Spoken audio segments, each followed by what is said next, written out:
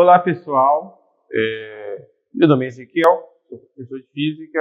Estarei trabalhando com vocês aqui a respeito de Física Geral, alguns tópicos, que nós temos na nossa apostila, Especificamente estaremos trabalhando aqui no tópico 5, 6, 7 e 8, E espero que vocês consigam compreender o que será transmitido a partir de agora. Nós vamos dar início aqui falando a respeito das famosas leis de Newton. Sir Isaac Newton, um físico renomado, muito famoso, que parte de sua vida trabalhou muito no desenvolvimento da parte de cálculo, que contribuiu muito também para a física. Então, falando aqui das leis de Newton, nós temos a primeira lei, a lei da inércia.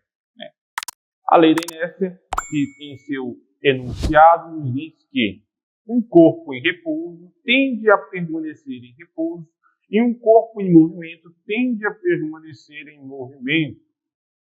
Ou seja, é bom frisarmos aqui que o estado de inércia não está associado apenas com a questão do repouso. Alguns alunos confundem isso e acabam associando a inércia apenas com o fator de você estar em repouso. Não, a inércia também está relacionada com um movimento. O corpo pode ter uma velocidade e ainda assim estar em inércia. O que vai acontecer com esse corpo para que ele esteja com a velocidade e ainda assim em inércia é que essa velocidade vai ser constante. Então, nós temos um movimento retilíneo uniforme aqui, Então, se eu tenho um movimento retilíneo uniforme, a velocidade não varia. E se a velocidade não varia, quer dizer que eu não tenho aceleração. Lembremos que a aceleração é dada pela variação da velocidade em relação a um determinado intervalo de tempo. Então, se eu não tenho variação da velocidade, eu tenho uma velocidade constante, consequentemente, a somatória de forças resultantes no corpo, na partícula que eu estou analisando, é zero. Então, eu não tenho força resultante porque, se eu não tenho aceleração, o corpo não está sofrendo algum tipo de aceleração. Então, a somatória das forças resultantes é zero. No segundo caso, a minha velocidade é igual a zero. E aí sim eu tenho um objeto em repouso em relação ao referencial inercial. É importante frisar isso.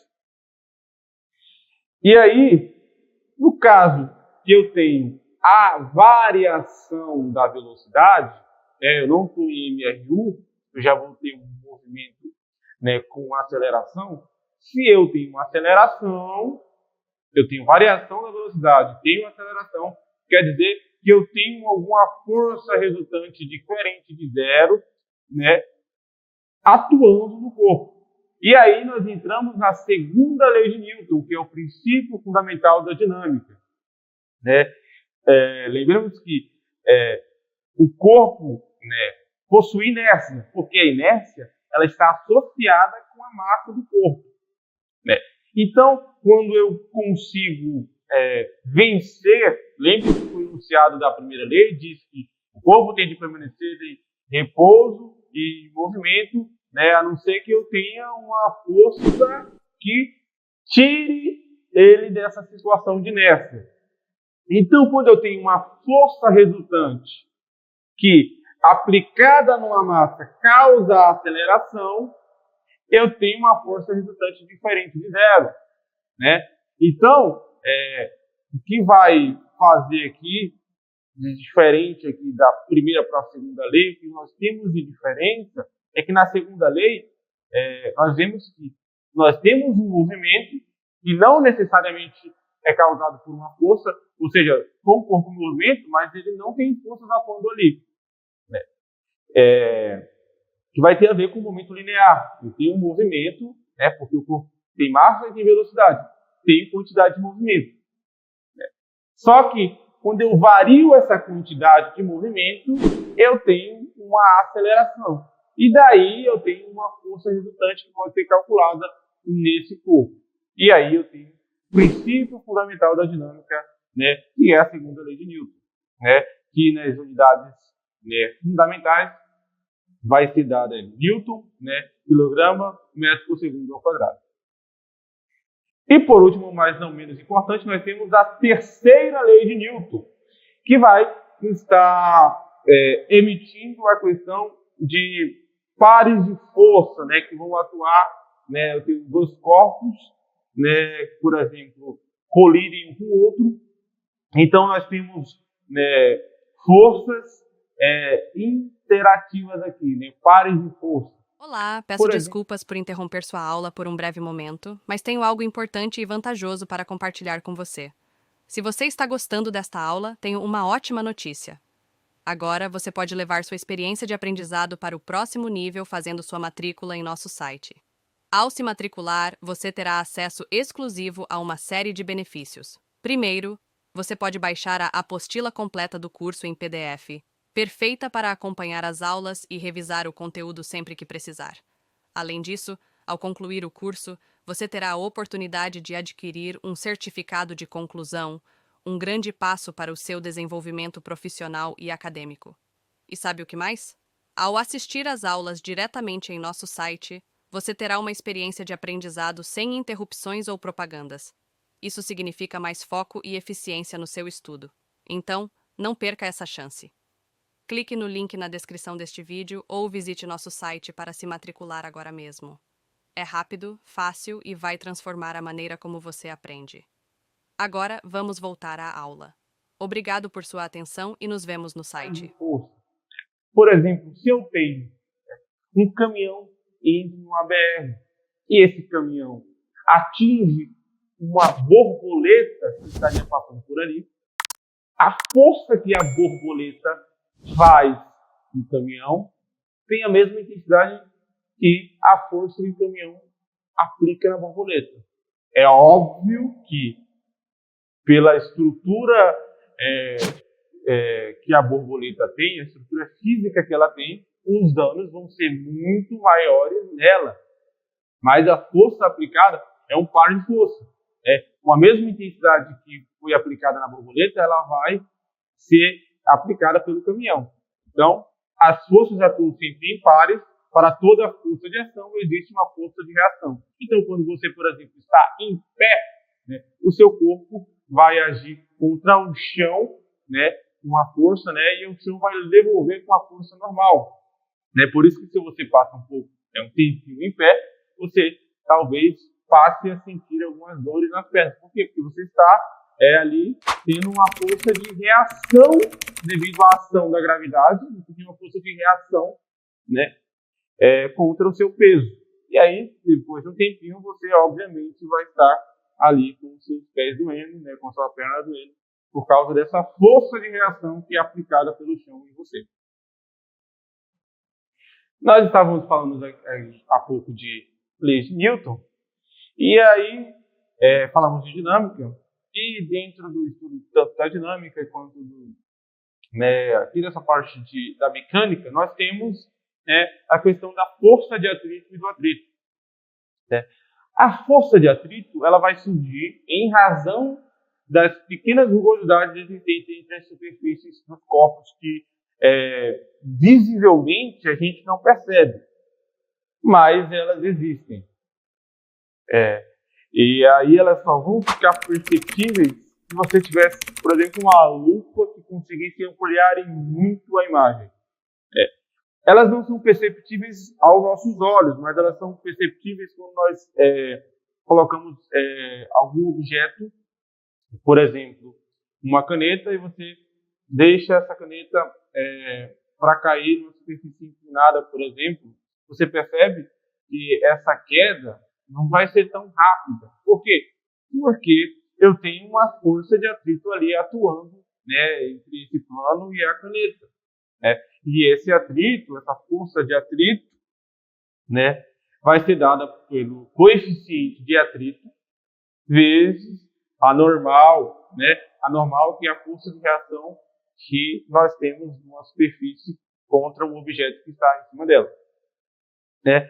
Então, vale frisar aqui que sempre a força de atrito estático vai ser maior que a força de atrito cinético, né? Porque a força de atrito estático é aquela força de atrito que vai fazer com que o objeto permaneça em repouso, né? Então, a força de atrito cinético vai ser aquela força de atrito que o objeto está em movimento, mas ele tem essa força de atrito para dissipar aquele movimento até que ele chegue em repouso total. Ou não também, né? Então, o coeficiente de atrito ele pode ser calculado através, mesmo que a gente faz só uma manipulação algébrica aqui, o coeficiente de atrito ele pode ser calculado através da força de atrito em razão da minha normal, né? Para frisar mais aqui, né, nós temos atrito, a resistência contrária em relação ao movimento de dois corpos que estão em contato, força de atrito, né? Então, nós temos uma força aplicada, por exemplo, aqui, nesse caso, para a direita, né? O atrito sempre vai se opor ao movimento. É importante frisar isso. O atrito, a força de atrito vai se opor ao movimento. Veja aqui que eu fiz o desenhozinho aqui.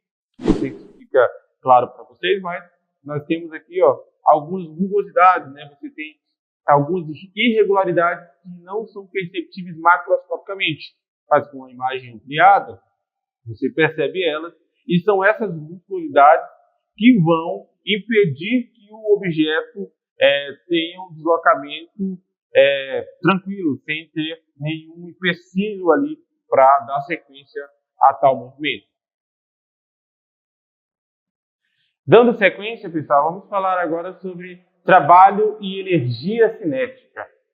Bom, o trabalho é definido fisicamente como resultado do produto escalar entre os vetores força e deslocamento.